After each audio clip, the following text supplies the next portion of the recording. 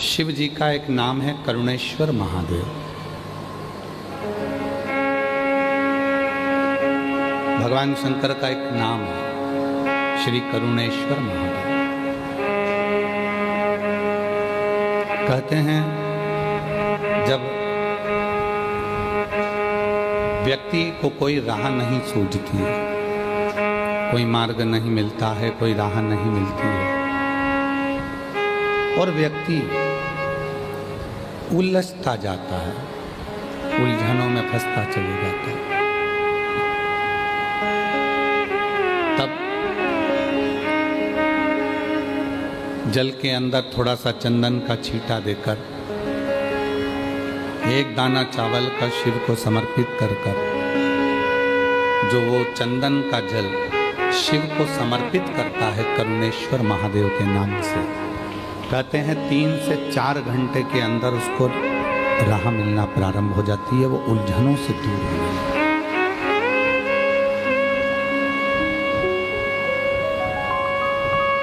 क्यों? क्योंकि उसका नाम ही करुणा सागर।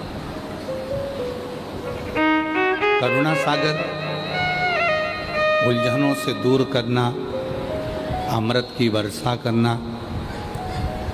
सुख देना, शांति देना, वैभव देना, तकलीफों को मिटाना, ये करुणेश्वर महादेव।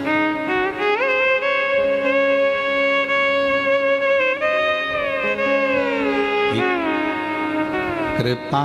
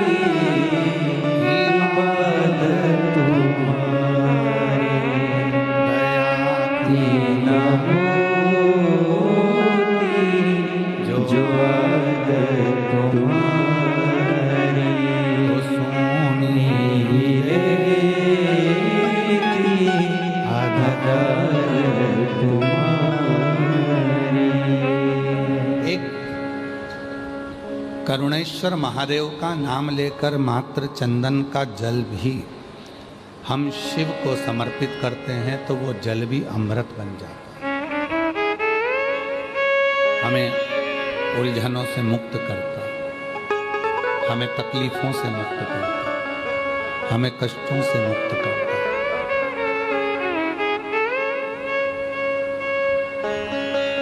पर शिव महापुराण की कथा कहती है कि भगवान शंकर को रिझाने के लिए 2-3 चीजों का स्मरण रखें। पहला, शिव को रिझाने के लिए आडंबर से दूर रहें। अगर भोलेनाथ जी को रिझाना है तो आपको दिखावा नहीं करना, आडंबर नहीं करना। दूसरे नंबर पर है, शिव को रिझाना है तो व्यर्थ का खर्चा और व्यर्थ की चर्चा, इन दोनों से दूर। शिव को रिझाने के लिए व्यर्थ के खर्चे से भी दूर रहना और व्यर्थ के चर्चे से भी। कर्जा लेकर कोई व्रत मत करना, कर्जा लेकर भगवान शंकर की पूजन मत करना, कर्जा लेकर कोई उद्यापन मत करना, कर्जा लेकर कभी जिंदगी में शिव महापुराण की कथा मत कराना।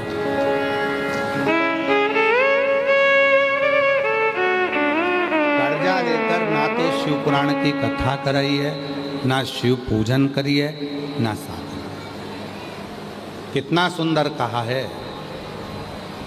शिव महापुराण की कथा कहती है, भगवान शंकर का चरित्र कहता है, शिव तत्व कहता है, शिव पुराण कहता है। ध्यान से सुनना। तुम्हारी पूजन की थाली लेकर तुम शिव जी के मंदिर में गए हो,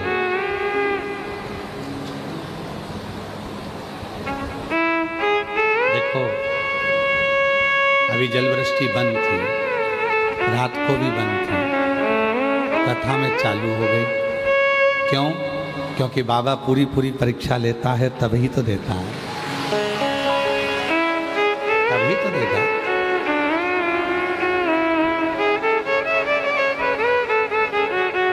जिस पानी के लिए कई प्रदेश तरस रहे हैं, मेरे भोले बाबा ने ऐसी कृपा करी है कि जिस दिन 17 तारीख से कथा चालू हुई है, आज 23 तारीख तक एक दिन भी ऐसा नहीं गया जिस दिन बाबा ने पानी ना बरसा। कथा रोज पानी गिरा प्रतिदिन, और प्रतिदिन बाबा की कथा चली।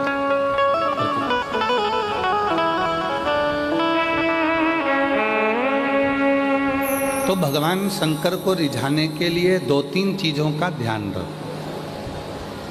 पहले नंबर पर है, शिव जी को दिखावा पसंद नहीं है, आडंबर पसंद है।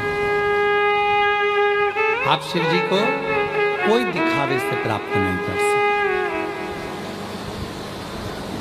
शंकर भगवान को दिखावा प्रिय नहीं है।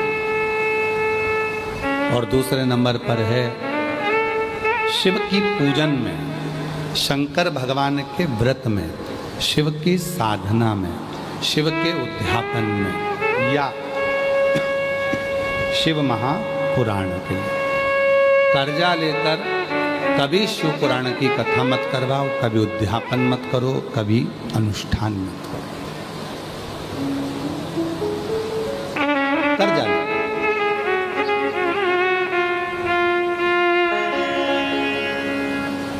जिस दिन मेरा उघड़दानी पंडाल में बैठकर कथा सुनो, जिस दिन मेरे भोले बाबा कृपा कर दें, तुम्हारी झोली इतनी धन से भर दें, तुम्हारी इतनी संपदा दे दें, तो बस उसी दिन सोच लेना कि मुझे कथा कराना।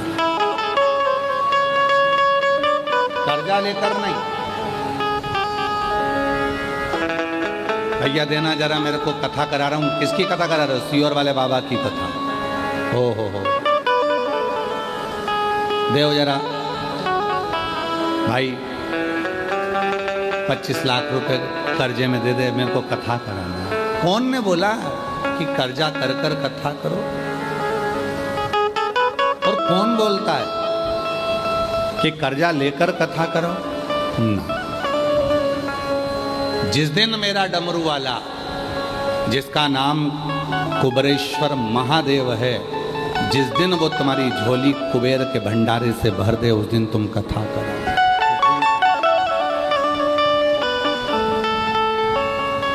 कर्जा लेकर नहीं, आडंबर कर कर नहीं। कर्जा, व्यर्थ का कर्जा और व्यर्थ की चर्चा, ये दोनों ही शिव को प्रिय नहीं है। व्यर्थ की चर्चा भी मत करो, ना व्यर्थ का कर्जा हो, ना व्यर्थ की चर्चा।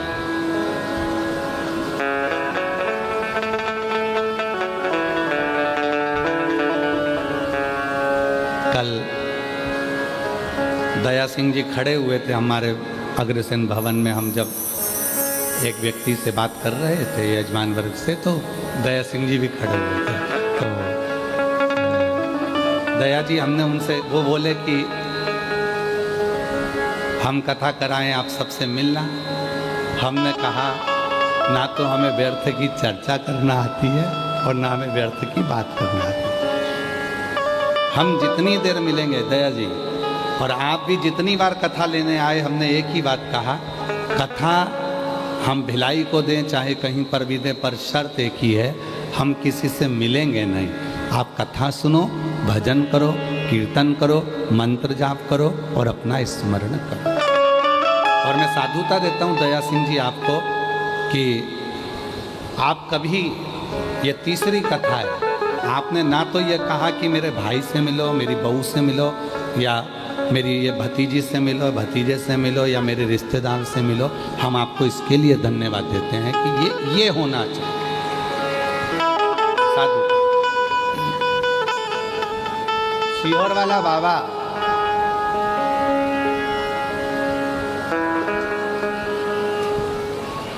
अगर किसी गरीबड़े से नहीं मिल सकता तो सेठ से क्यों मिले? क्यों मिले तो केवल मेरे ओघड़दानी से, मेरे शिव से। हाँ, हम कथा में आते हैं, उस समय पर अगर कोई मिलने के लिए खड़ा है, बैठा है, तो हम जरूर मिलते हैं। हम कथा से जाते हैं, कोई आकर बैठ गया, खड़ा हो गया, तो हम उसको जरूर हाथ जोड़कर उससे जरूर मिलते हैं। ऐसा नहीं कि हम नहीं मिलते, पर अलग अलग मिलने के लिए 2 दिन है, कथा का 5वां दिन और 6ठा दिन। शाम के समय आधा घंटा, वो भी मन हुआ तो, नहीं हुआ तो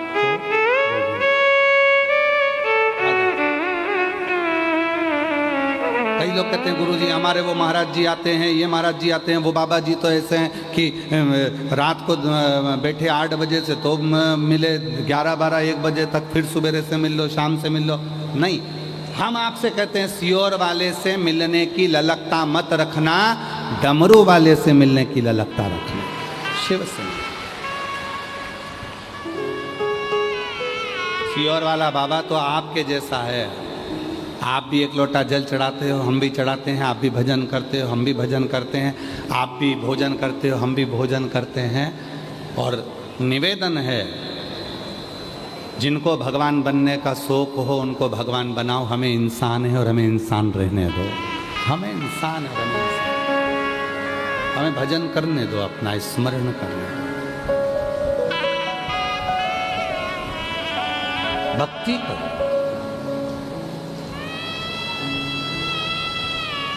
स्मरण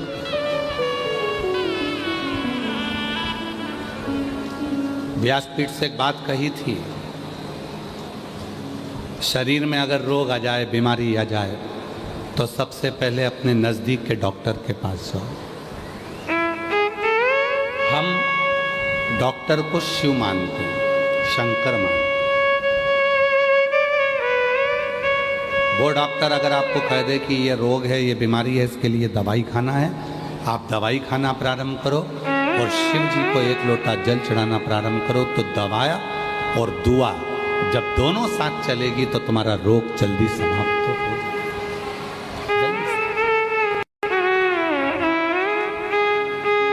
शिव को रिझाने के लिए आडंबर ना करें, शिव को रिझाने के लिए दिखावा ना करें, और शिव को रिझाने के लिए ना तो व्यर्थ का खर्च करे और ना व्यर्थ की चर्चा।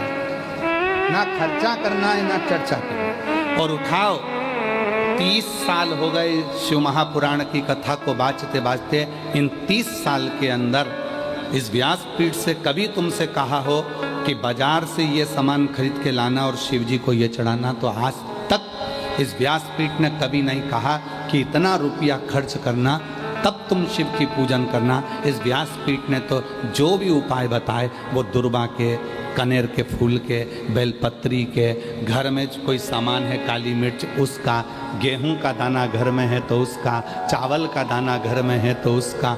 इस व्यासपीठ ने जितने उपाय बताए, और ये जितने उपाय हैं, जितने उपाय लोग कहते हैं ये उपाय हमें मिलते नहीं हैं। तुम एक शिव पुराण देखते हो, गीता प्रेस गोरखपुर की शिव पुराण पढ़ो, उसके बाद में 1-1 पुराणों का अध्ययन करो, उप पुराणों का अध्ययन करो।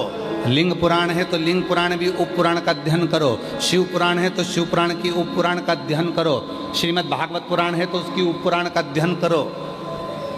सारी पुराणों का अध्ययन करिए, आपको सब कुछ मिलेगा जो इस व्यासपीठ से बताया जाता है। उसका 1-1 शब्द आपको पूरी पुराण में मिलेगा कि कहाँ काली मिर्ची, कहाँ अरहर की दाल, कहाँ गेहूं का दाना, कहाँ अनाज, कहाँ अक्षत, कहाँ दुर्वा, कहाँ बेलपत्र, कहाँ शमी पत्र, उसका वर्णन 1-1।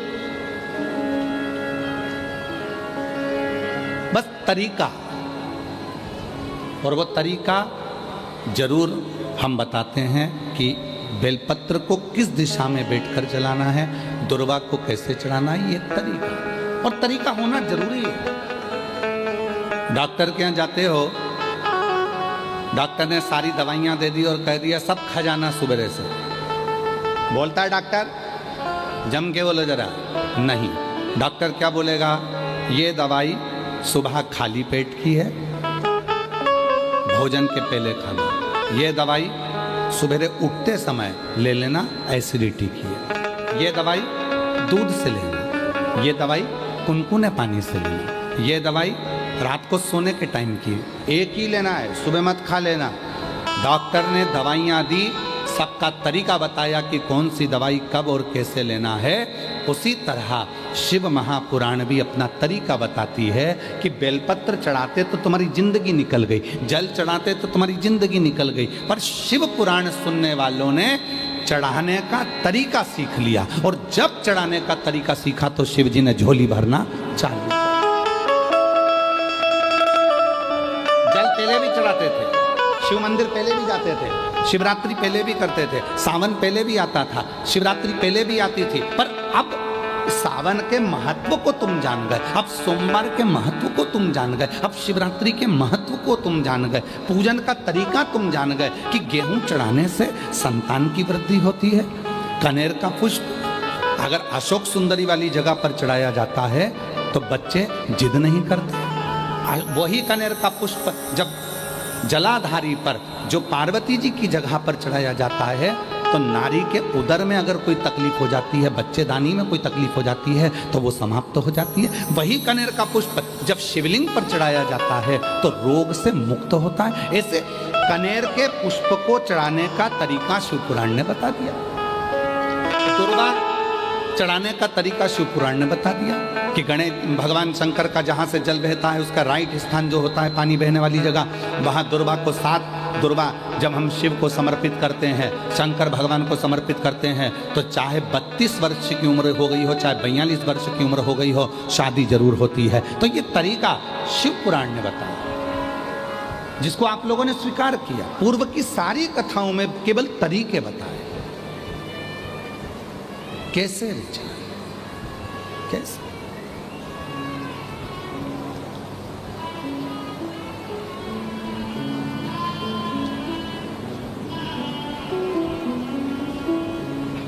बस वही तरीका आप और हमने सीखा, वही तरीका। आज जो ये लाखों की भीड़ रात को 11 बजे से लेकर 10 बजे रात्रि से जो भीड़ बढ़ना प्रारंभ हुई है, तो बता रहे हैं कि पूरे रोडों पर छाता लगा लगा कर भक्त बैठे हुए।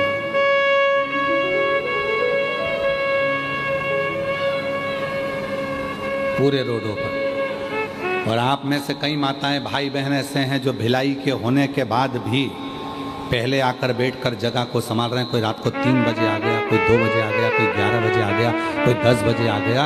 रात के 10 बजे से लेकर तुम केवल ये 2.5 घंटे की कथा का इंतजार कर रहे हो। इस व्यासपीठ पर हम केवल 2.5 घंटे के लिए कथा करते हैं, आधा घंटा आशीष करता है, 2.5 घंटे। और सियोर वाला बाबा इस कथा को नहीं बोलता। सियोर वाले बाबा की इतनी सामर्थ्यता नहीं है कि प्रदीप मिश्रा इस कथा को बाँच ले। ये शिव पुराण बाँचने के लिए स्वयं देव अधिदेव महादेव ही व्यासपीठ पर बैठकर कथा का वाचन करते। और कथा करवाने वाला भी कोई दूसरा नहीं होता। अगर बोलबम समिति को दया सिंह जी को भोलेनाथ जी ने आगे रखा है, तो बाबा ने स्वयं शिव के रूप में किसी न किसी रूप में आकर दया सिंह जी पर कृपा कर कर कि भाई ये शिव पुराण तुम्हें सावन के महीने में कराना है, बोलबम समिति को कराना है। ये शिव की कृपा से शिव किसी रूप में आकर इनके ऊपर करुणा कर देते हैं और कहते हैं कि ये कथा करा। और कथा सुनने वाले आप नहीं हो। जितने शिव भक्त छाता लगाकर बैठे हैं, जितने शिव भक्त रोडों पर बैठे हैं, कीचड़ में बैठे हैं, पेड़ों पर टंगे हुए हैं, वृक्षों के ऊपर बैठे हुए हैं, कोई कहीं कहीं बैठे हुए हैं, पंडाल में बैठे हैं, चैनल के माध्यम से आस्था चैनल पर कथा सुन रहे हैं, फेसबुक यूट्यूब पर कथा सुन रहे हैं, जितने भी कथा सुन रहे हैं, कथा आप नहीं सुन रहे। आपका कोई पुराना रिश्ता मेरे भोलेनाथ जी से है, जो भोले बाबा आपको बुलाकर कथा श्रवण करा रहे हैं।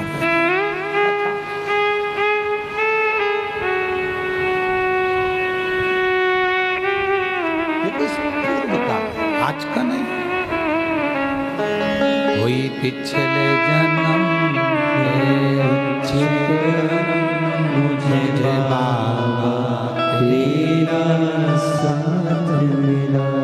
कोई पिछले जन्म के अच्छे कर्म मुझे बाबा तेरा साथ मिला।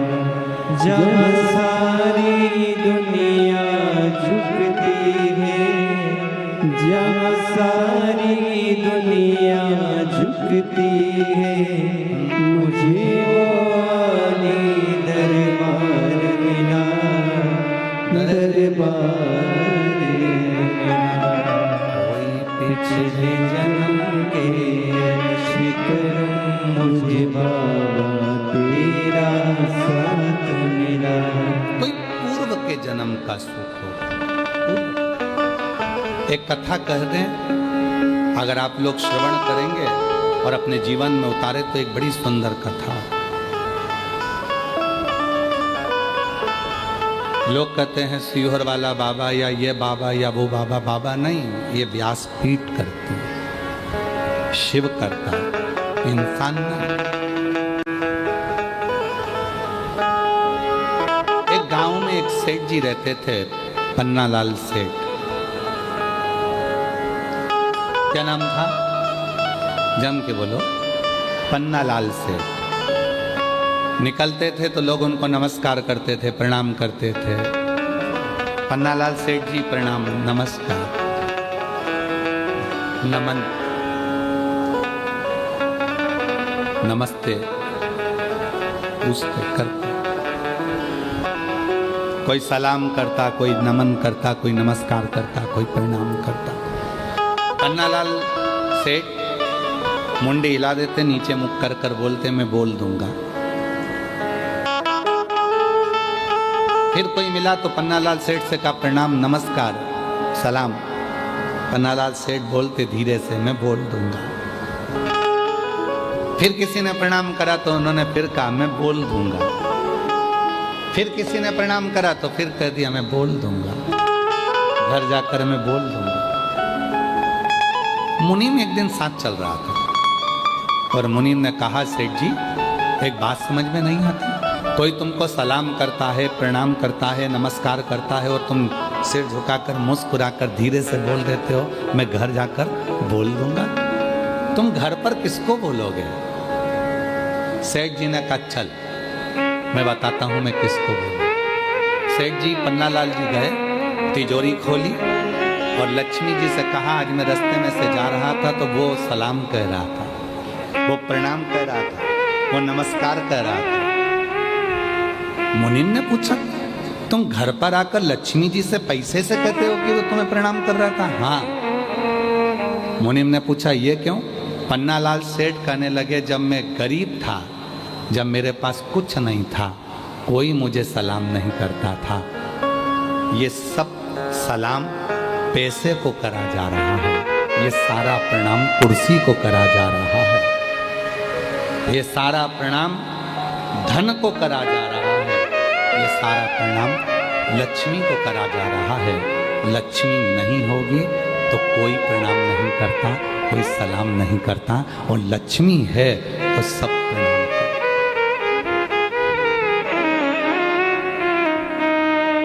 कोई बहुत बड़ी कुर्सी पर बैठ गया, कोई बहुत बड़ा अधिकारी बन गया, बहुत बड़ी कुर्सी पर बैठ गया, उसके भीतर कभी ये बात नहीं आना चाहिए कि लोग मुझे सलाम ठोक रहा है। तुझे नहीं, तू जिस कुर्सी पर बैठा है सलाम उसको ठोका जा रहा है, प्रणाम उसको करा, नमन उसको करा जा। जिस दिन रिटायर होगा, अपनी कुर्सी से उतरेगा, उस दिन तेरा सिग्नेचर भी उस ऑफिस में काम नहीं आएगा। तब समझ में आएगा कि इज्जत मेरी नहीं कुर्सी की थी, जिस कुर्सी पर मैं बैठा था।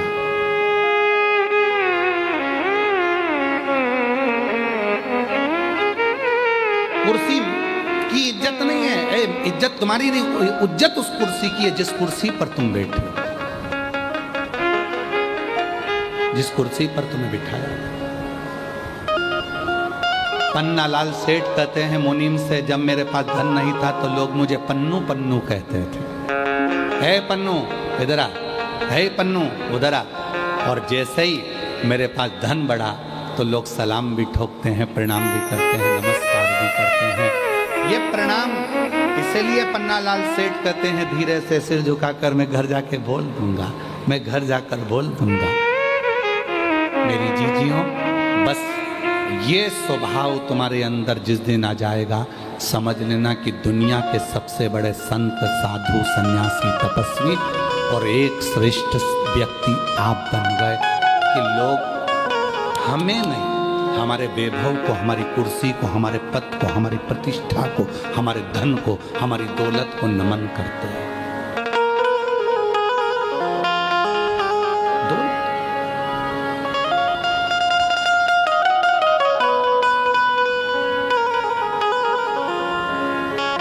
कौन नमन करता? जिस कुर्सी पर तुम बैठे हो उस कुर्सी की मर्यादा है। उस कुर्सी को लोग सलाम कर रहे हैं, तुम्हारे धन को लोग सलाम कर रहे हैं। तुम्हारे पास धन नहीं रहेगा, कोई सलाम नहीं करेगा, कोई प्रणाम नहीं करेगा, कौन याद करे? अभी पन्नालाल सेठ, पन्नालाल सेठ, पन्नालाल सेठ, और वही पन्नालाल सेठ के पास धन नहीं रहेगा तो लेंगे पन्नू इधर आ, और पन्नालाल सेठ पन्नू चला।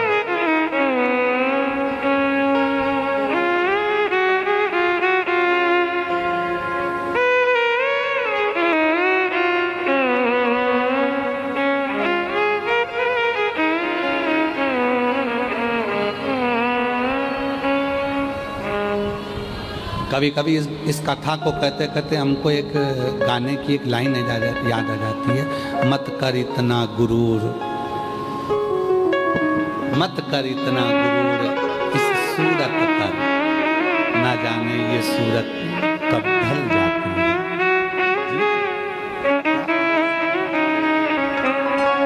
पर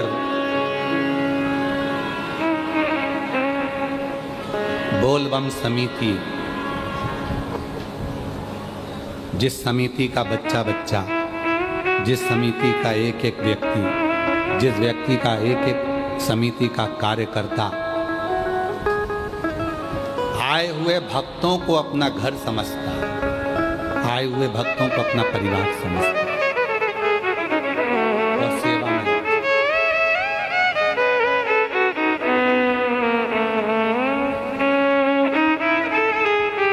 जब कोई हमसे कहता है हम ऐसी कथा कराएंगे, ऐसी कथा कराएंगे कि लोग देखते रह जाएंगे। दया सिंह जी, साधुता आपके मुख से कभी ऐसी बात नहीं निकली, कभी भी जिंदगी। ये तीसरी कथा चल रही, पर आपने कभी नहीं कहा कि हम ऐसी कथा करें, कभी नहीं कहा। हम साधुता देते हैं इस चीज के लिए, और ये होना चाहिए। एक हमारे महाराष्ट्र के भगत हैं, वो एक हमारे हरियाणा वाले बिहान अपने तारा बाबा की कुटिया वाले कांडा जी, वो भी कभी नहीं बोलते। भले ढेरों की संपदा होगी, पर उनके मुख से भी हमने कभी नहीं सुना वो गोविंद गोपाल कांडा की गुरुजी हम ऐसी कथा करेंगे ना। वो एक ही बात बोलते हैं, जैसे आप बोलते हो ना गुरुजी, जो महादेव चाहेगा ना सावन के महीने में वही होगा, क्योंकि महीना उनका है, कथा कराने वाले वो हैं और वही आयोजन कराएंगे, तो मैं नहीं हूँ। बस उसी तरह से वो हमारे हरियाणा वाले गोविंद जी कांडा, गोपाल जी कांडा, वो भी एक ही बात बोलते हैं, गुरुजी कथा तारा बाबा कराएंगे, कथा तारकेश्वर महादेव कराएंगे, कथा तारा बाबा कराएंगे। बहुत बहुत साधुता, ये अपना नहीं है, ये सब उसका। प्रभु आपकी कृपा से सब काम हो रहा है, भोले आपकी कृपा से सब काम हो रहा है। करते हो भोले बाबा मेरा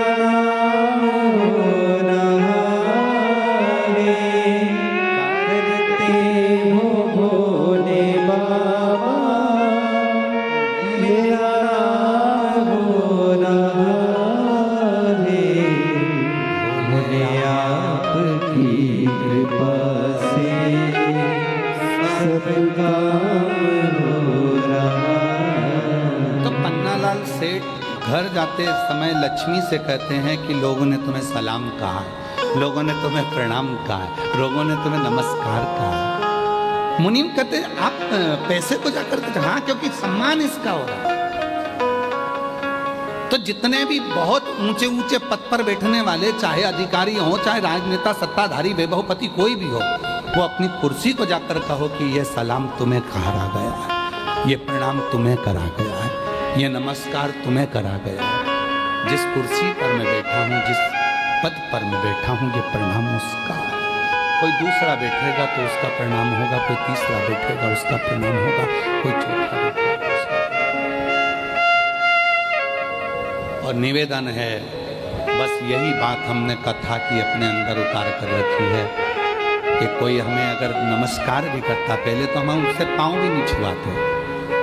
हम हमारे, क्योंकि तुम सब मेरी बहनें हो, अब हमारी बहन होने के बाद, हमारी बहनी होने के बाद में, आप हमारी बहन होने के बाद में हमारे चरण छुओ अपने भाई के, ये हमें ठीक नहीं लगता। इसलिए मेरी जीजियों, और पुरुष, ये जितने भी पुरुष बैठे हैं सब मेरे जीजा हैं। मेरा फर्ज बनता है कि मैं तुम्हें प्रणाम करूं, क्योंकि हमने कन्यादान करा है, तुम्हारा पांव पूजा है, तो सिर और पांव दोनों पूज सकते हैं।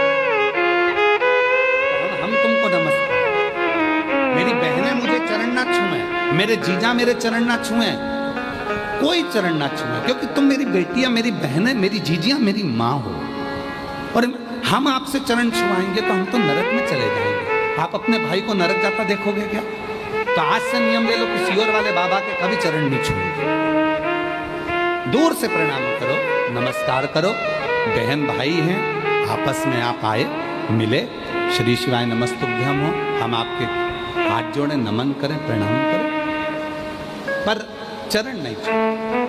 बहन हो आप, हम कैसे छूए? हमारे बीच में शिवरी नारायण वाले महाराज श्री पधारे हैं, एक बार जोरदार ताली बजाकर उनका साथ दिया। प्रत्येक कथा में बड़ा भाव रखते हैं और प्रत्येक कथा में आपका आगमन होता है शिव की कृपा से। बहुत बहुत साधुवाद।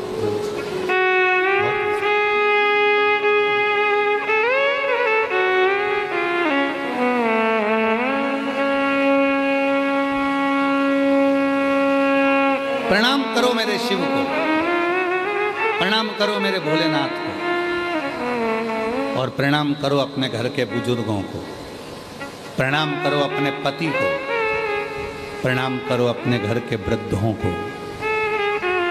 उनको चरण छुओगे, अपने माँ बाप के चरण छुओगे तो सुख मिलेगा, आनंद।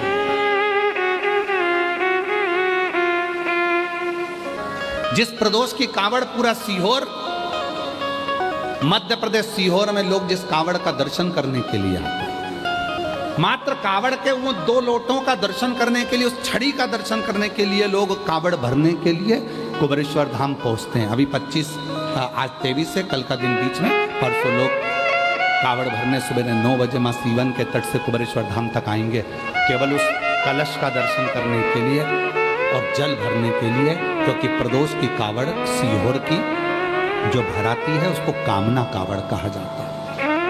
भगवान उसकी कामना को पूर्ण करते हैं। इसलिए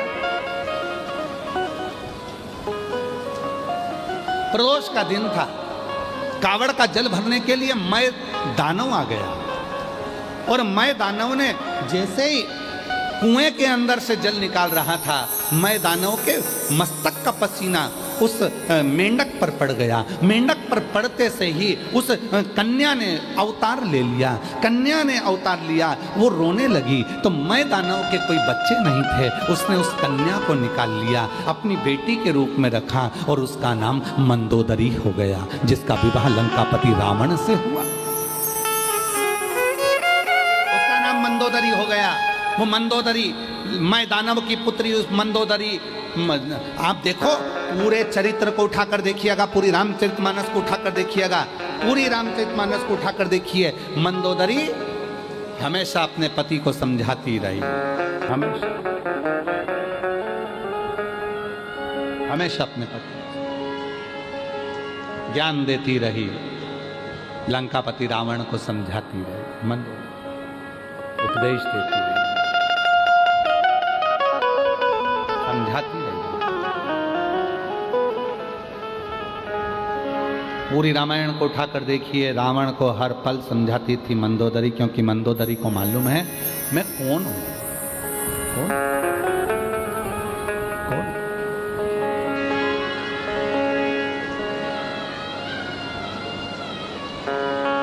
मैं दानव ने मंदोदरी से विवाह कर लिया। मैं दानव ने मंदोदरी का विवाह लंकापति रावण से कर दिया। रावण से कहते हैं जितना रावण शिव की साधना करता था, जितना रावण शंकर की आराधना करता था, जितना रावण शिव की साधना में डूबा रहता था, उससे 4 गुना ज्यादा शिव की साधना में मंदोदरी डूबी रहती थी। क्यों? आप सबको मालूम होगा, स्मरण में होना चाहिए आपको। पूरी लंका तहस नहस हो गई थी, केवल एक मंदोदरी ऐसी थी जिसके शिव भक्ति के कारण वो पूरी की पूरी लंका वापिस वैसी की वैसी हो गई थी। कहाँ से लाऊं गंगा, कहाँ से लाऊं यमुना, कहाँ से लाऊं गंगा, कहाँ से लाऊं यमुना, कहाँ से लाऊं सरयू अपार पड़ी रे, कहाँ से लाऊं सरयू अपार पड़ी रे, भोले तेरी सेवा हमसे न बनी रे, ओ भोले तेरी सेवा हमसे न बनी रे। कहाँ से लाऊं लड्डू, कहाँ से लाऊं पेड़ा, कहाँ से लाऊं लड्डू, कहाँ से लाऊं पेड़ा, कहाँ से लाऊं बर्फी वो शक्कर जड़ी रे, कहाँ से लाऊं बर्फी वो शक्कर जड़ी रे, भोले तेरी सेवा हमसे न बनी रे, ओ भोले तेरी सेवा हमसे न बनी रे। कहाँ दे हम शिव? इसीलिए शिव महापुराण की कथा कहती है आशीर्वाद 2 तरह का होता है। बोलो कितनी तरह का? जम के बोलो जरा। 2 तरह। आप लोगों ने आशीर्वाद लिया किसी का? अरे बोलो तो जम के। आशीर्वाद 2 तरह का होता है। कौन कौन सा होता है? अब लोग कहेंगे गुरुजी आशीर्वाद भी तो होता है। बिल्कुल होता है।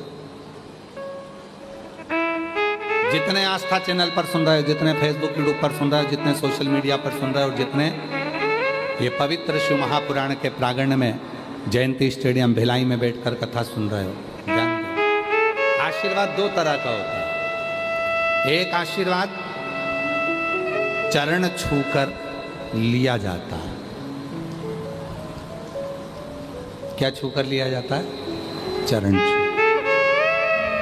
एक आशीर्वाद चरण छूकर लिया जाता है और दूसरा आशीर्वाद दिल छूकर लिया जाता है, किसी के मन को छूकर। मन कब छुएगा?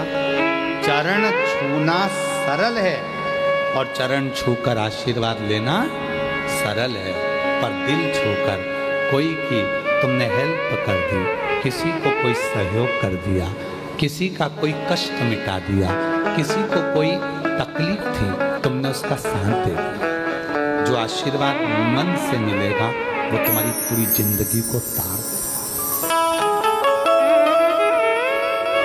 पूरे जीवन को।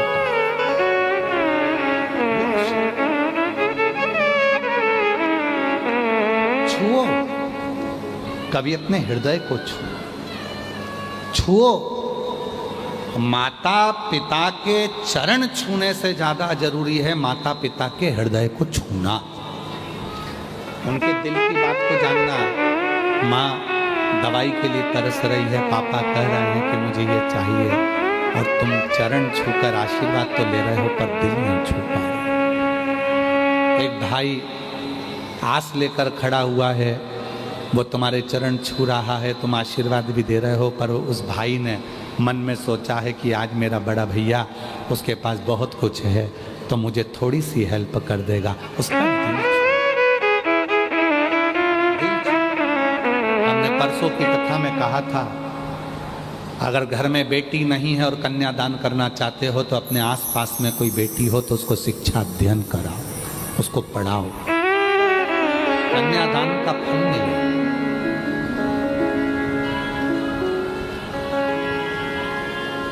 आशीर्वाद दो तरह का होता है, एक चरण छूकर लिया जाता है, दूसरा दिल छूकर लिया जाता है। चरण छूकर मिला वो अपनी जगह पर है, पर किसी का दिल तो छू।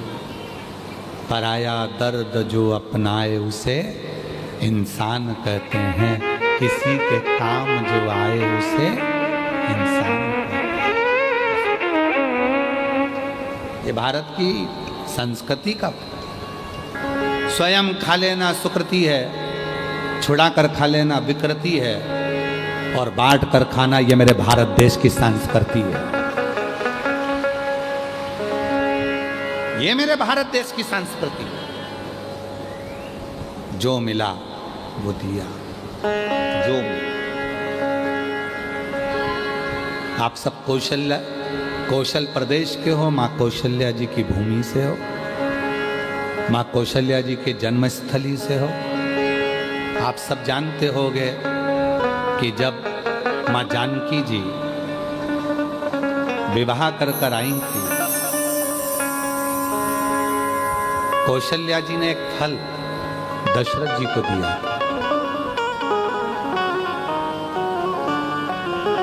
दशरथ जी ने वो फल सीता जी को दिया था। अब तुम्हारी गोद में अगर कोई फल दे देना तो तुम ये सोचो ये तो मेरे लिए दिया, मैं ही पूरा खाऊंगी, पूरा मेरा, ये सब मेरा। कौशल नरेश की पवित्र कौशलपुर, कौशल्या जी के गांव से, नगर से आप लोग,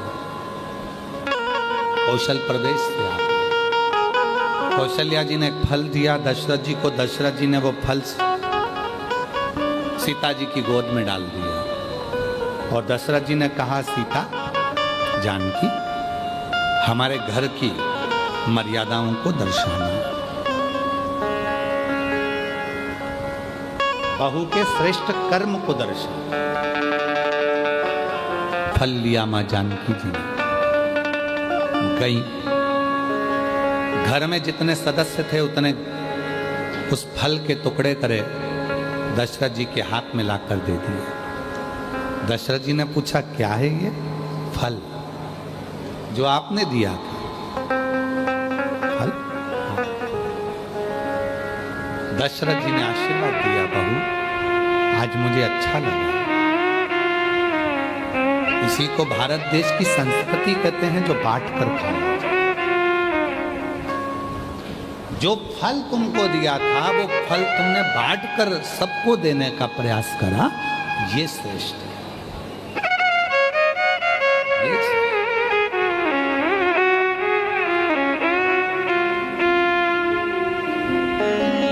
अब कहां रहे, कहां संस्कृति रह गई?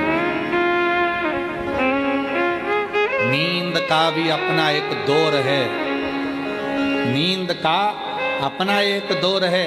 नींद को समझने वाले समझ सकते हैं कि माता पिता जागें उससे पहले बेटों को जागना चाहिए, माँ बाप जागे उससे पहले बेटे को जागना चाहिए, माँ जागे उससे पहले बेटी को जागना चाहिए,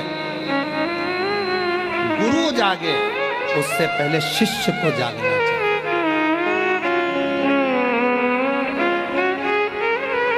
हमारे कई सारे शिष्य ऐसे भी हैं, गुरुजी तो सवेरे उठ जाते हैं, शिष्य आराम से उठते हैं। क्या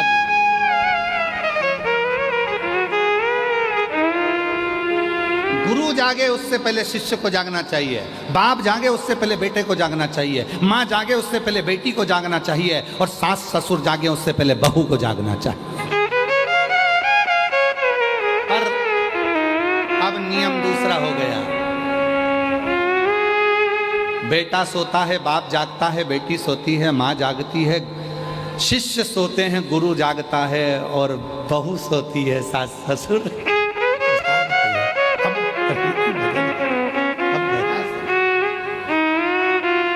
पर निवेदन है, ठीक है आप कब जाग रहे हो उससे मतलब नहीं, पर अपने भीतर से रोज जागो।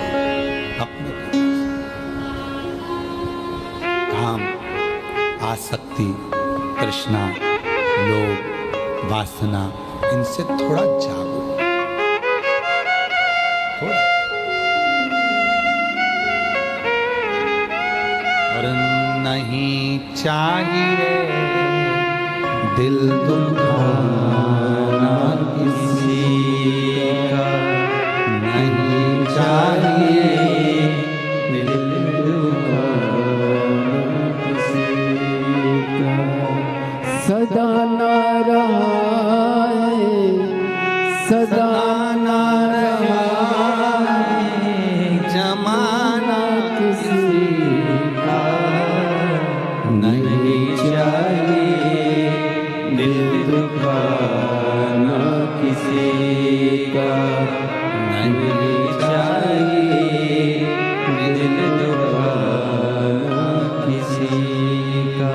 सदा ना रहा है, सदा ना रहेगा ज़माना किसी का, नहीं चाहिए दिल दुखाना किसी का, नहीं चाहिए दिल दुखाना किसी का। अच्छी कुर्सी मिले उसका सदुपयोग करो, अच्छा पद मिले उसका सदुपयोग करो, अच्छी प्रतिष्ठा मिले उसका सदुपयोग करो, अच्छा वैभव मिले उसका सदुपयोग करो, अच्छा धन मिले उसका सदुपयोग करो। एक दिन कुर्सी, पद, प्रतिष्ठा, यश, धन, वैभव एक दिन ऐसा आता है कि फिर उससे उतरना जाना पड़ता है, फिर उस क्रम में आना पड़ता है। उसका प्रयोग कर लो, सही प्रयोग, सही समय। अभी अपने सिग्नेचर से काम हो रहा है तो सिग्नेचर का सदुपयोग करो। किसी गरीबड़े का, किसी अनाथ का, किसी को शिक्षा की, किसी को चिकित्सा की जरूरत है, किसी को आपके एक सिग्नेचर की जरूरत है जिससे उसकी जिंदगी बच सकती है। प्रयोग करो, एक समय ऐसा आएगा वो सिग्नेचर तुम्हारे ऑफिस में तुम्हारा ही नहीं चल पाएगा। सदुपयोग करो उसका। एक समय ऐसा आएगा कि तुम्हारे घर में तुम्हारा ही पैसा तुम खुद खर्च नहीं कर पाओगे, हॉस्पिटल में पड़े होगे और दूसरे निर्णय ले रहे होंगे इनको वेंटिलेटर पे कितने दिन रखना है, रखें कि नहीं रखें। ज़्यादा वेंटिलेटर पर रखेंगे तो ज़्यादा हॉस्पिटल का खर्चा बढ़ जाएगा। जिसने कमाया उसी का पैसा उसमें नहीं लगा पाओगे, वो खुद नहीं लगा पाएगा। इसलिए अपने धन का भी सदुपयोग खुद करो और तुम्हारे शरीर का भी सदुपयोग खुद करो। रोज प्रतिदिन अपने शरीर का भी सदुपयोग करो, योगा करो, प्राणायाम करो प्रतिदिन। ये शरीर बड़ी मुश्किल से मिला है, ये ऐसे ही नहीं कमाना। और उसके साथ में थोड़ा बन सकता है तो परमार्थ का काम करो।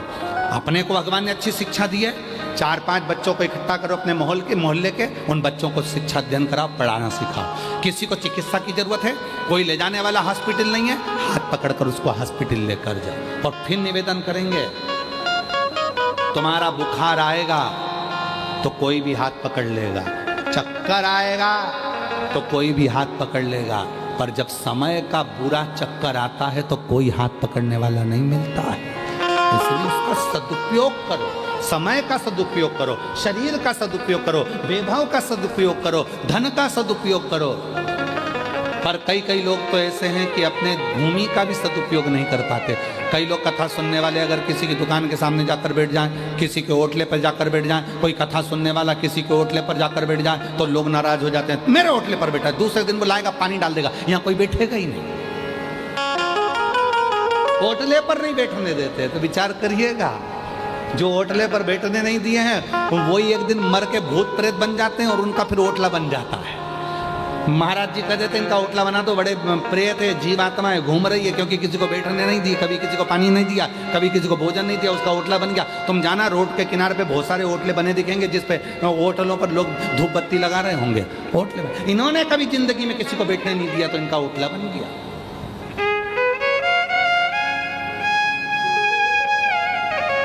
सदुपयोग करो अपने शरीर का। आपको शिक्षा है आपके पास में, पढ़ाओ। जरूरी नहीं कि आप टीचर होगे तो पढ़ाओगे। आप में टैलेंट है। पृथ्वी पर जन्म लेने वाला एक एक बच्चा, कई बच्चे कह देते, कई माँ बाप कह देते मेरे बच्चे में तो अकल नहीं है, कई कह देते मेरे इसमें अकल नहीं है। कौन ने कहा अकल नहीं है? ये पृथ्वी किसकी है? ब्रह्मलोक ब्रह्मा जी का, बैकुंठ लोक भगवान विष्णु का। पृथ्वी किसकी है? मृत्यु लोक किसका है? जम के बोलो। देव अधिदेव महादेव का। ब्रह्मलोक ब्रह्मा जी का, बैकुंठ लोक भगवान विष्णु का, मृत्यु लोक मेरे शंकर भगवान का है, और ये मृत्यु लोक भगवान शिव का घर है। अब हम आपसे पूछते हैं, उत्तर दीजिएगा। आप में से कितने लोग हैं जो पूरे घर का कचरा अपने कमरे में रखते हैं? उत्तर दो। है कोई?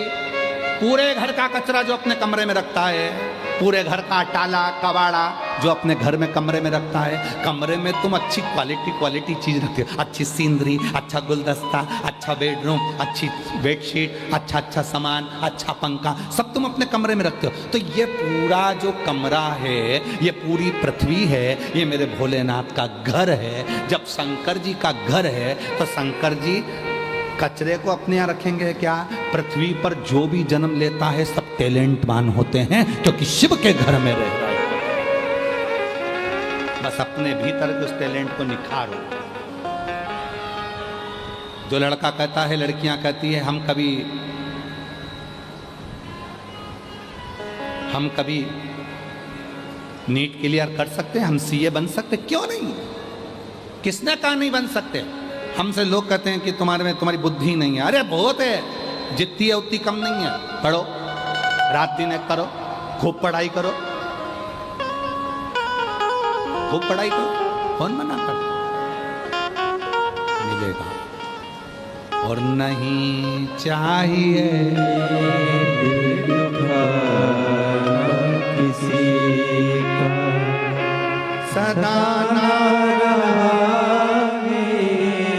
सदा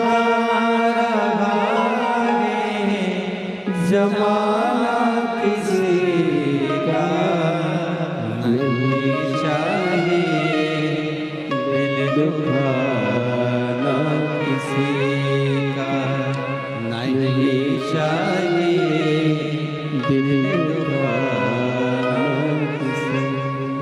अपने भीतर से टैलेंट लेकर अपने।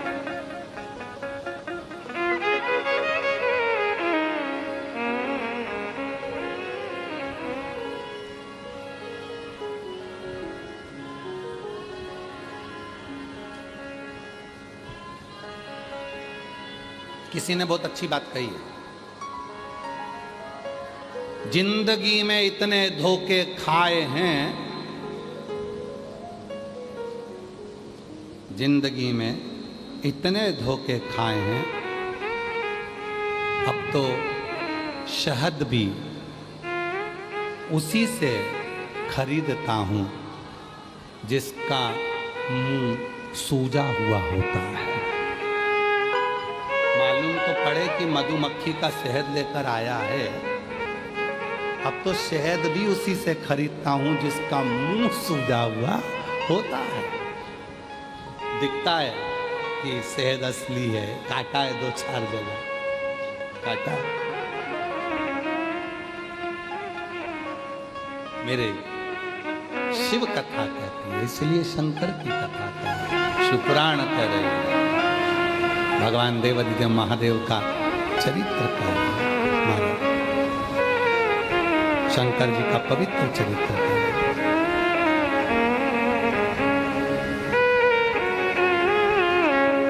शिव की साधना करें।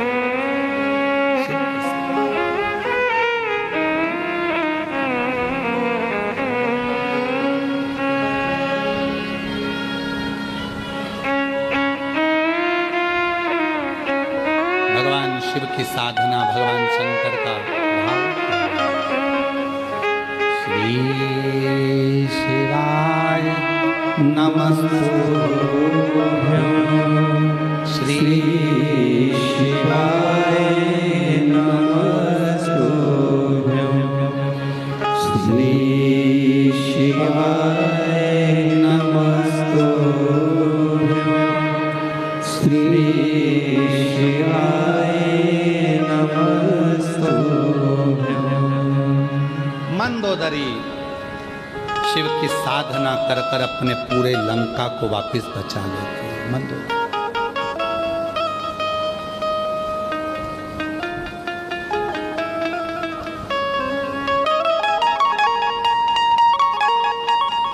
शिव साधना से एक स्त्री, एक नारी, एक बेटी, एक बहन, एक माँ अपने पूरे घर को बचाकर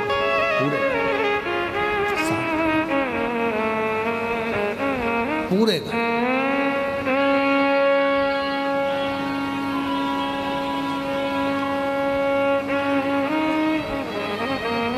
कई जेंट्स लोग कह देते हैं हम दिन भर दुकान पर बैठे रहते हैं, दिन भर काम करते हैं, ऑफिस में रहते हैं, दिन भर नौकरी करते हैं, घर पर आते हैं पत्नी पर चिड़चिड़ करते हैं।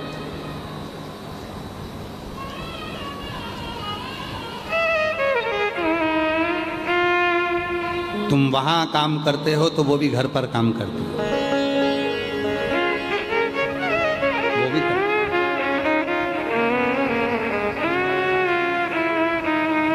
ये विचार नहीं आना चाहिए कि केवल मैं कर रहा हूं और तुम बैठी हो ना। गाड़ी के दो चक्के हैं और दोनों चक्के पर गाड़ी चलती है, दोनों चक्के। कभी ये विचार अपने भीतर मत लाओ अहमता का, मैं कर रहा हूं, मैं करा रहा हूं। एक ऋषि हैं जिनके नाम से शिव जी का एक नाम है कफलेश्वर महादेव।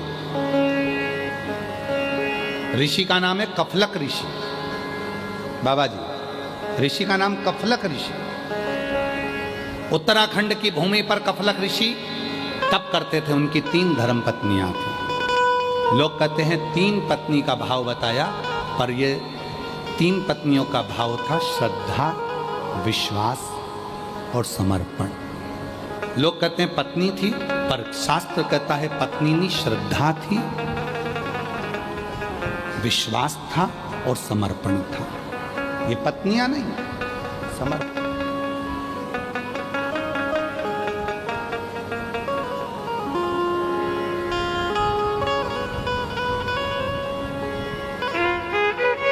ये समर्पण है। कफलक ऋषि श्रद्धा को धारण कर कर, विश्वास को धारण कर कर, समर्पण को धारण कर कर उत्तराखंड की भूमि पर चले गए। एक गुफा के अंदर तप करने लगे। उनके तप करने का कारण केवल इतना था कि शिव जी से उनको 3 प्रश्न करना था, केवल 3 प्रश्न भोलेनाथ जी से, और कुछ भी। कोई चाह नहीं है मांगने की, कोई चाह नहीं है कुछ पाने की, केवल प्रश्न करना है। कफलक ऋषि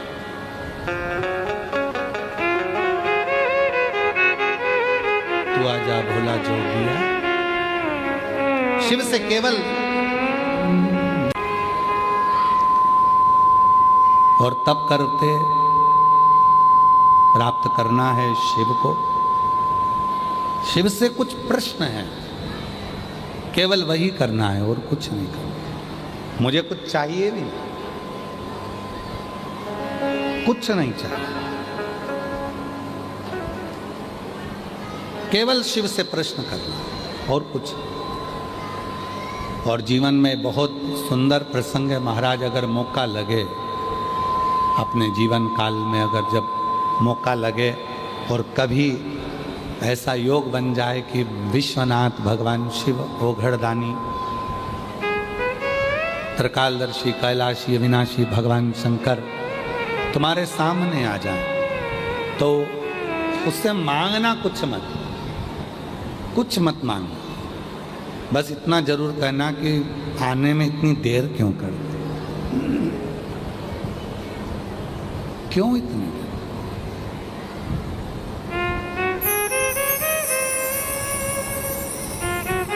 क्यों इतनी देर। अरे मांगा है भोलेनाथ से वरदान एक ही, मांगा है भोलेनाथ से वरदान एक ही। तेरी कृपा बनी रहे जब तक है जिंदगी, तेरी कृपा बनी रहे जब तक है जिंदगी। मांगा है भोलेनाथ से वरदान एक ही, मांगा है भोलेनाथ से वरदान एक ही। उससे यही मांगना कि हमको कुछ चाहिए नहीं, पर इतना जरूर बताओ कि तुमने आने में देरी क्यों कर दी। आप आए नहीं और सुबह हो गई, मेरी पूजा की थाली धरी की धरी रह गई। क्यों नहीं आए, कारण क्या है, किस लिए नहीं आए। एक पत्र है, अच्छा है,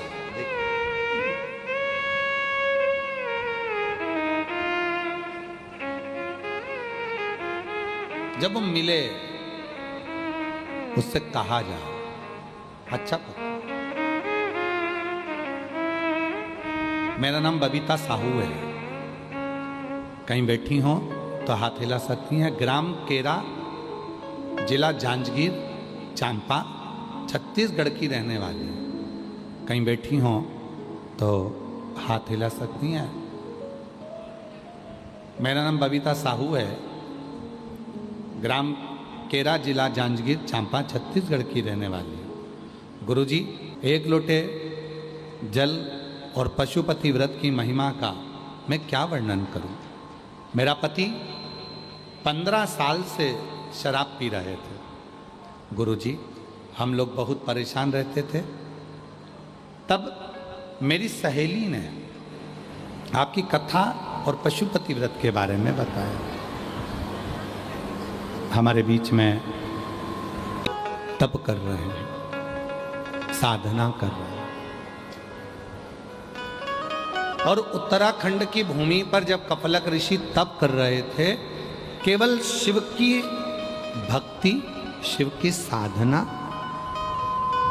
करने का कारण केवल इतना था कि 3 प्रश्न थे, उन 3 प्रश्नों का उत्तर चाहिए। केवल कुछ प्रश्न हैं जिनका उत्तर चाहिए, 3 प्रश्न।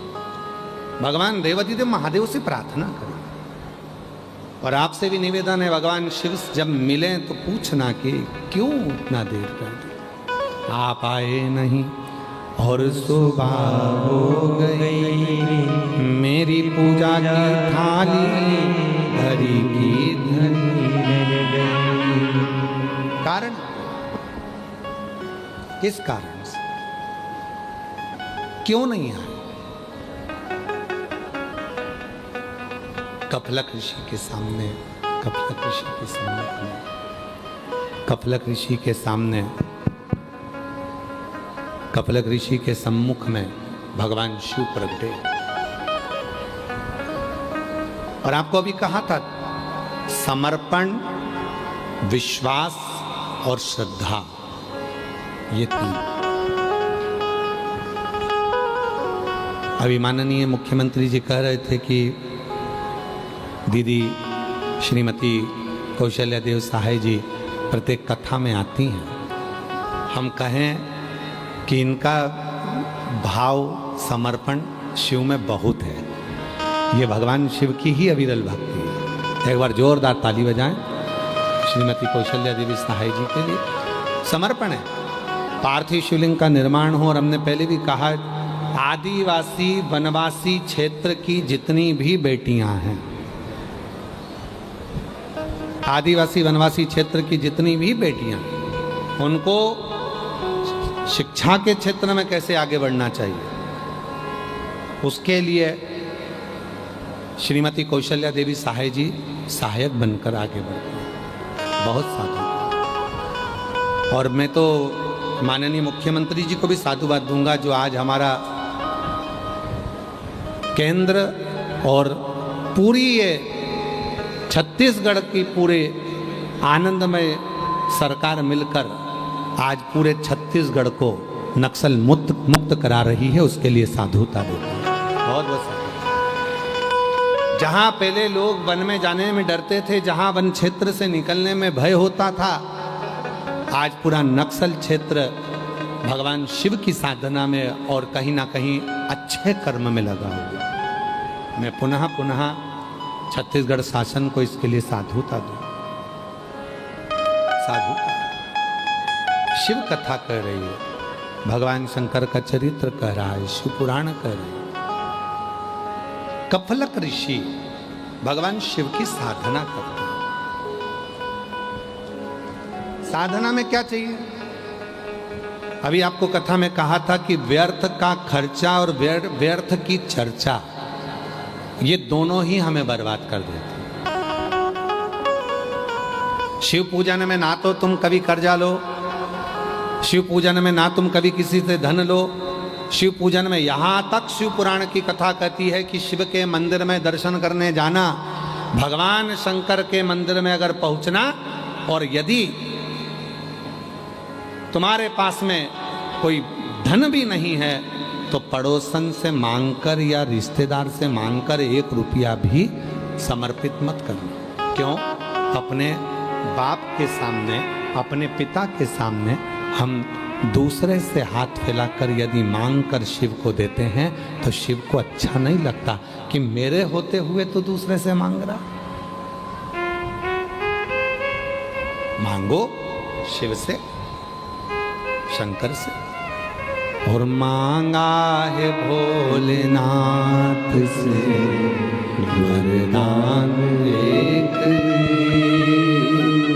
मांगा है भोलेनाथ से वरदान एक, तेरी कृपा बनी रहे जब तक जिंदगी, तेरी कृपा बनी रहे जब तक जिंदगी, मांगा है भोलेनाथ से वरदान एक, मांगा है भोलेनाथ से वरदान एक। शिव कथा कर रही है, मांगो शिव से और किसी से नहीं, किसी से नहीं, शंकर से। कई लोग कहते हैं भगवान से क्या मांगना, भगवान से तो मांगना ही नहीं चाहिए। किससे मांगे तो? पत्नी पति से नहीं मांगे तो क्या पड़ोसी से मांगे? बेटा बाप से ना मांगे तो क्या दूसरे से मांगे? बेटी अपने माँ बाप से ना मांगे तो क्या दूसरे से मांगे? शिव हमारा पिता है, भगवान शंकर हमारा बाप है, शिव हमारा पिता है। क्यों ना? क्यों? दुख है, तकलीफ है, कष्ट है, मांगो शिव से। हम एक पत्र पढ़ रहे थे, उस पत्र में आधा पत्र रह गया था, उस पत्र में बताया था, मेरा नाम बबीता साहू है, हम ग्राम केरा, जिला जांजगीर चांपा, छत्तीसगढ़ की रहने वाली हैं। कहीं बैठी हो तो हाथ हिला सकती हैं। मेरा नाम बबीता साहू है, ग्राम केरा, जिला जांजगीर चांपा। एलईडी पर, आस्था चैनल पर आप पत्र को पढ़ सकते हो और अपने मोबाइल पर पत्र को पढ़ सकते हो। चांपा जिला छत्तीसगढ़, जांजगीर जिला चांपा छत्तीसगढ़ की रहने वाली हूँ। गुरुजी एक लोटे जल और पशुपति व्रत का मैं क्या महिमा वर्णन करूं। मेरा पति 15 साल से शराब पी रहा था। गुरुजी, हम लोग बहुत परेशान थे। कई बार तो हम उनको डॉक्टरों को भी दिखाए, जो जैसा बोलता, नशा मुक्ति केंद्र हुआ, सब दूर हमने प्रयास कर लिया, पर 15 साल से जो मदिरा का नशा कर रहे थे वो छूटा नहीं। और देखो, छत्तीसगढ़ पुलिस कई वर्षों से नशा मुक्ति के लिए कार्य करती आई है कि नशा शरीर को तो बेकार करता ही है, साथ में अपने घर को भी बर्बाद कर देता है। इसलिए छत्तीसगढ़ पुलिस के साथ में कदम से कदम मिलाकर आप लोगों को चलना चाहिए और प्रयास करना चाहिए कि हमारा छत्तीसगढ़ या पूरा भारत नशे से मुक्त हो। नशे से मुक्त। 15 साल से शराब का नशा कर रहे थे, सारे डॉक्टर को दिखाया, नशा मुक्ति केंद्र भी लेकर गए, सब कर लिया, पर आखिरी में नहीं छूटा। तब एक बार कथा सुनने के लिए बाबा की कृपा से हम लोग यहीं भिलाई आए। बाबा की कृपा से हमने कथा श्रवण करी। मेरे पति मुझे कथा में छोड़ने के लिए आए थे और बाबा की ऐसी कृपा हुई कि उनका मन कथा में लग गया। कथा के दूसरे दिन उनके मन में क्या आया कि उन्होंने वो उसी समय भूमि को नमन कर कर 15 साल से जो शराब पी रहे थे वो शराब के नशे को छोड़ दिया। और आज बाबा की कृपा से 3 साल हो गए शराब का नशा नहीं किया। बाबा, शिव की कृपा कितनी है, कथा क्या देती है। बाबा, पति ने तो शराब छोड़ दिया और मेरे बेटा जो मुझे लेने के लिए यहाँ आया था, उसने एक दिन की कथा आखिरी दिन की सुनी थी और बाबा की कृपा ऐसी रही कि आज मेरे बेटे का इंडियन आर्मी में नौकरी भी लग गया। मैं बाबा को यहाँ प्रणाम करने के लिए आया, बाबा को नमन करने के लिए। शिव शिव है, शंकर शंकर। आप आज विराम की कथा श्रवण करने के लिए आए हैं, कथा को सुनने के लिए आए हैं। जिस भावना से, जो भाव से, बाहर का भी खोलो, जिस भावना से आप कथा को श्रवण करने के लिए आए हैं, बाबा देवाधिदेव महादेव आपकी वो कामना पूर्ण करेगा और आपकी झोली खुशियों से भरेगा। जो जैसी भावना लाया वो ऐसा ही फल पाया। बोलो बोलो, सब बोलो। नहीं खाली उसे लौटाया, वो मन ही मन हर्षाया और कर दिया माला माल काशी वाले ने, लुटा दिया भंडार काशी वाले ने, लुटा दिया भंडार काशी वाले ने, लुटा दिया भंडार काशी वाले ने, वो कर दिया माला माल काशी वाले ने, लुटा दिया भंडार काशी वाले ने। जिस कामना से आए हो वो कामना आपकी सफल हो। कफलक ऋषि ने जो तप किया, साधुता बहुत बहुत माननीय मुख्यमंत्री जी की एक बार जोरदार करतल ध्वनि देकर साधुता। कफलक ऋषि ने जो तप किया, कफलक ऋषि ने जो साधना करी,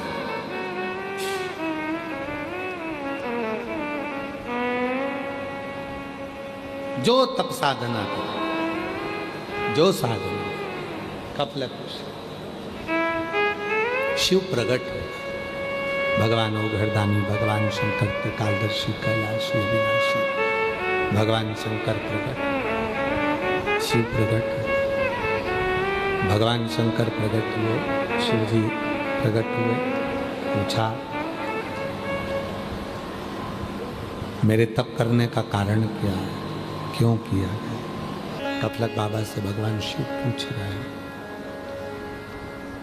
कफलक ऋषि से भगवान शंकर पूछ रहे हैं, भगवान शिव पूछ रहे, भगवान शंकर पूछ रहे, क्या कारण? कहा केवल कुछ प्रश्न हैं जिसके उत्तर के लिए मैंने आपको प्रकट कर दिया। कुछ प्रश्न। क्या प्रश्न है? क्या प्रश्न? कहा महाराज इस प्रश्न है। मेरा एक प्रश्न है कि संसार में जब मनुष्य जन्म लेता है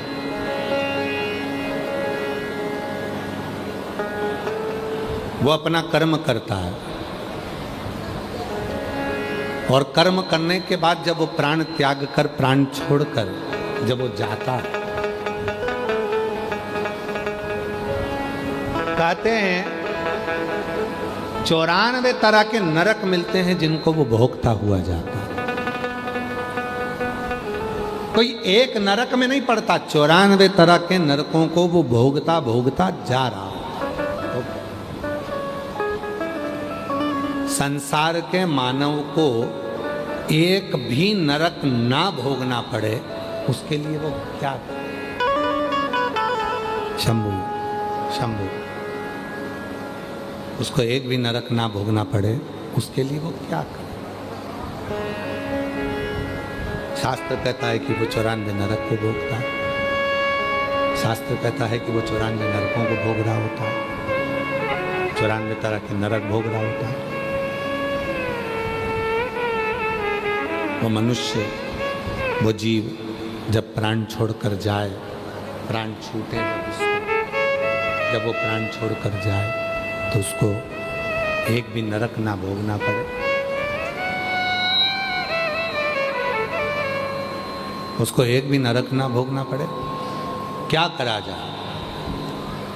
भगवान ओगरदानी मुस्कुराए और मुस्कुराकर उन्होंने उत्तर दिया। हमने एक बात पहले भी कहा था कि कोई प्रश्न हो जिंदगी का, कोई प्रश्न हो, उसका उत्तर हमेशा मुस्कुरा के ही देना चाहिए। दुनिया की आधी चिंता का हल है आपके चेहरे की मुस्कुराहट, आपके चेहरे की प्रसन्नता।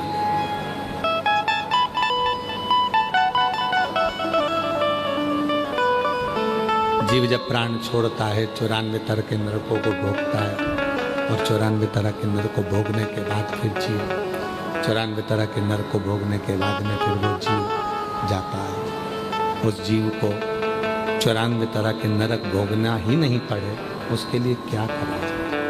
क्या करें उसके लिए कि उसको 94 तरह के नरक ही ना भोगना पड़े? शिव जी ने कहा कि कफलक जी, उसका एक साधन है, नाम जप, केवल नाम जप। चाहे तुम राम नाम जप लो, चाहे तुम कृष्ण नाम जप लो, चाहे तुम शिव नाम जप लो, तुम्हारी मर्जी पड़े जो जपो, पर यदि नरक से छूटना है, नरक से यदि छूटना है तो भगवान के मंत्र जाप करना ही पड़ेगा। अब कई लोगों ने भेद बता दिया कि स्त्रियां ओम नमः शिवाय नहीं बोल सकती, उनको नमः शिवाय बोलना चाहिए। फिर किसी ने कहा कि नमः शिवाय बोलना चाहिए, कोई कहे ओम नमः शिवाय बोलना चाहिए, कोई कहे ये बोलना चाहिए, कोई कहे पुरुष को ये बोलना चाहिए, कोई कहे ये बोलना चाहिए, कोई कहे वो बोलना चाहिए। सब अलग अलग तरह का बताए कि ये करो वो करो। शिव महापुराण सीधा सीधा कह दी, कुछ ना करो, अगर तुमसे ना बने तो श्री शिवाय नमस्तुभ्यम, श्री शिवाय नमस्तुभ्यम, सीधा सर, श्री शिवाय नमस्तुभ्यम, श्री शिवाय नमस्तुभ्यम, श्री शिवाय श्री शिवाय नमस्तु श्री शिवाय नमस्तु श्री शिवाय नमस्तु श्री शिवाय नमस्तु श्री शिवाय नमस्तु। कफलक ऋषि से कहा कि जाकर केवल मंत्र जाप करे, नाम जाप करे, नाम साधना करे, नाम आराधना करे। जब मंत्र का जाप करोगे, नाम जाप करोगे, नाम स्मरण करोगे, नाम जप करोगे, नाम कीर्तन करोगे, नाम जप करोगे तो नरक में सारे नरक, कोई नरक नहीं भोगना पड़ेगा।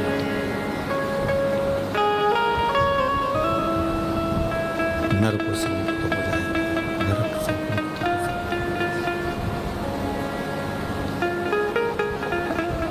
नरकों से मुक्त हो जाएगा। नाम जपने को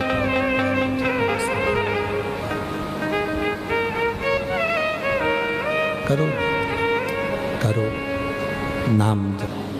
और महादेव नमन चरणों में, महादेव नमन चरणों में स्वीकार कीजिए। सबका किया है मेरा भी उद्धार कीजिए, उद्धार कीजिए। हे त्रिपुंडधारी, हे त्रिशूलधारी, हे त्रिपुंडधारी, हे त्रिशूलधारी। कफलक ऋषि ने नरकों के कथन को कहा, और वो नरकों के कथन कर कफलक ऋषि नरकों के कथन को कहते हैं।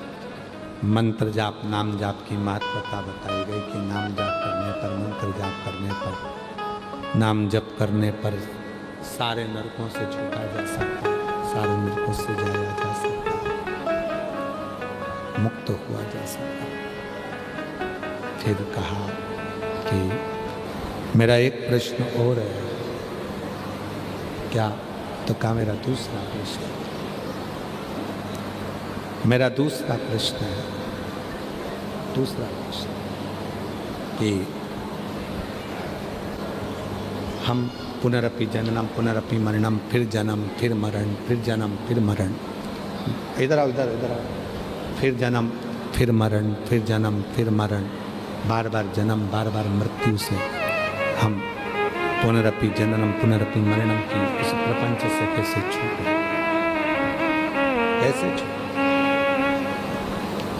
जन्म मरण के प्रपंच से हम छूटे तो छूटे कैसे, कैसे छूट सकते? जन्म मृत्यु का जो चक्र है, जन्म मृत्यु का जो प्रपंच है, इससे हम छूटे तो छूटे कैसे, क्या कर सकते?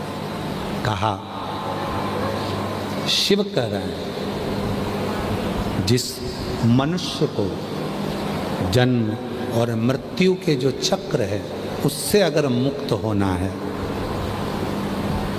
उससे अगर मुक्त होना है जन्म और मृत्यु के चक्र से, तो गले में रुद्राक्ष हो, मस्तक पर भस्म हो और मुख पर शिव का नाम हो। ये त्रिवेणी का संगम, इसको त्रिवेणी संगम कहा गया।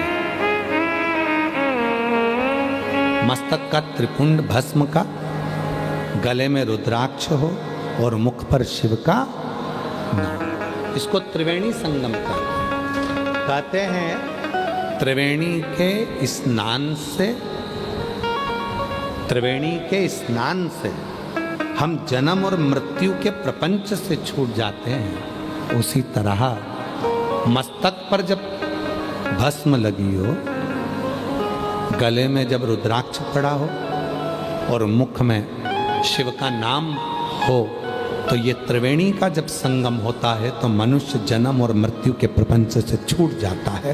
पुनरपि जननम पुनरपि मरणम के प्रपंच से छूट जाता है। ये भी बंद है, इनसे छूट गए। तीसरा प्रश्न, अगर संसार में जन्म लिया है तो उसको वैभव भी चाहिए। यदि संसार में जन्म लिया है तो उसको धन भी चाहिए,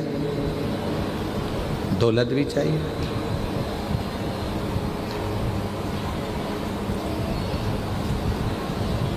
नहीं है उसके पास इतना वैभव, नहीं है उसके पास इतना धन, तो वो धन कैसे प्राप्त कर सकता है?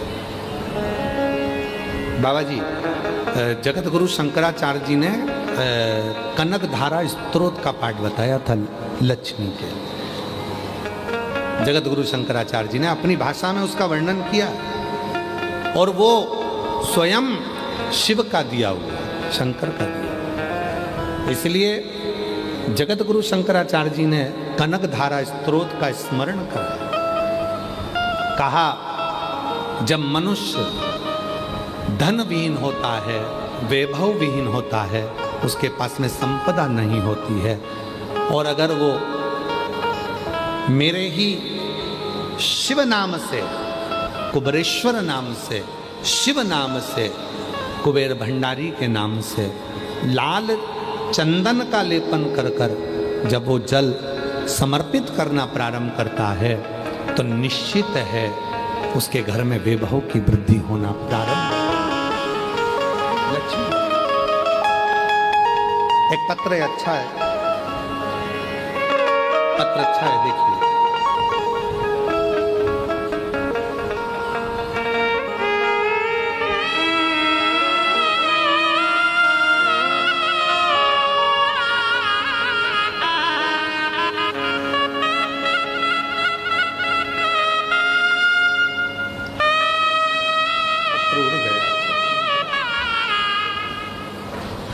एक बहन ने एक पत्र अच्छा लिखा था।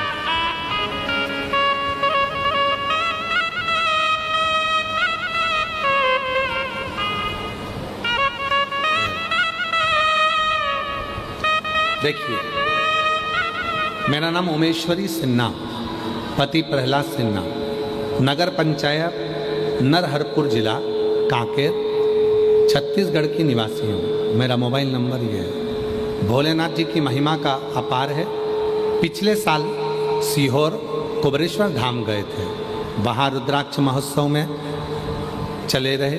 उसी रुद्राक्ष महोत्सव में हमारे पास में इतना धन नहीं था कि हम किसी का मुख झूठा करवा पाए। केवल किराए को छोड़कर 100 रुपये एक्स्ट्रा थे। किराए को छोड़कर मात्र 100 रुपये का हमारे पास में साधन था, कुछ भी नहीं था बाकी, केवल 100 रुपये थे। हम कुबेरेश्वर धाम पर गए। कहीं बैठी हों ओमेश्वरी सिन्हा, पति श्री प्रहलाद सिन्हा, नगर पंचायत नरहरपुर जिला कांकेर छत्तीसगढ़ की निवासी। मोबाइल नंबर केवल 100 रुपये थे। आप ही हैं, आ जाओ, आ जाइए।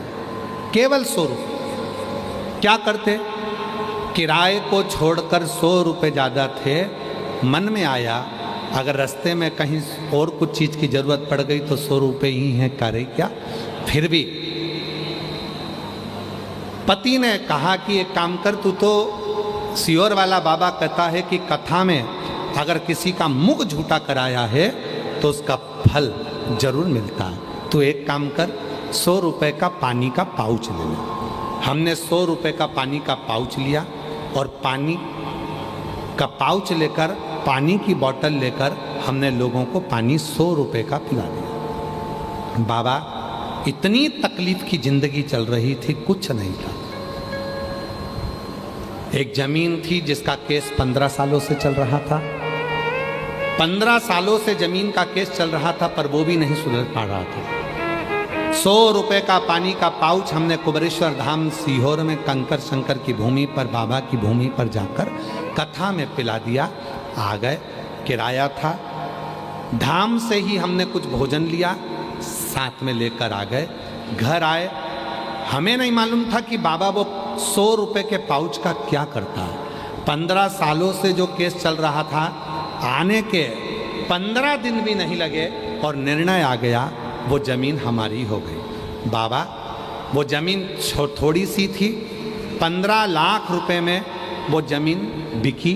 जिसका कर्जा देना था उसका कर्जा चुका दिया, जिसकी लेनदारी थी उसकी लेनदारी दे दी।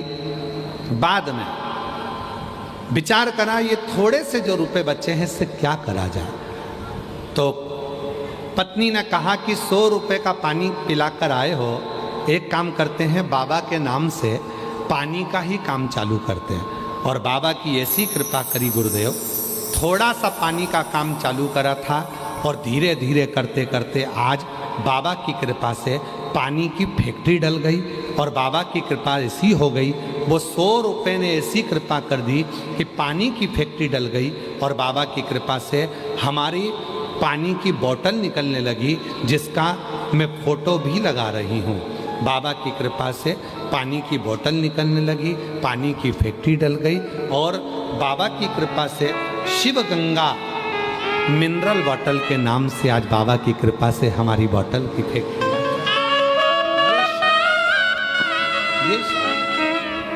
एक लाइन लिखी है गुरुजी, आप कहते हो कि जो कथा सुनने के लिए आए हैं उनका मुख अगर झूठा कराया है तो बाबा 3 महीने में देता है।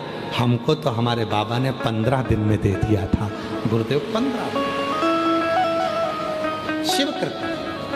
पानी की फैक्ट्री चल रही है, लाइसेंस भी पानी की फैक्ट्री का मिल गया, सब कुछ हो गया। मैं बाबा को अपना लाइसेंस भी लगा रही हूँ कि शिव जी ने कितनी कृपा करी है, शिव ने कितनी करुणा करी कि बाबा की कृपा से सब कुछ दे दिया। आ जाओ।